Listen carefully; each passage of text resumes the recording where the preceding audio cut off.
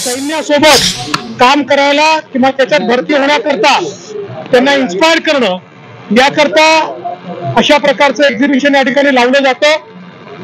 आपल्या भारताने ज्या काही नवीन कॅपेबिलिटीज तयार केलेल्या आहेत आणि आपल्या शूर सेनेने जे काही आता या ठिकाणी आपल्याकरता वेगवेगळ्या प्रकारचे आपले सुरक्षेचे इक्विपमेंट्स तयार केलेले आहेत त्याचं प्रदर्शन या ठिकाणी आहे।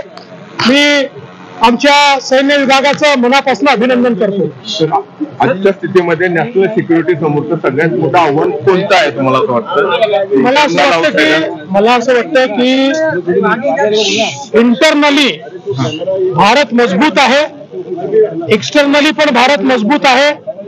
आमची सेना जगातल्या उत्तम सेनेपैकी एक सेना आहे की जी निश्चितपणे कुठल्याही प्रकारच्या हल्ल्याला परतवू शकते।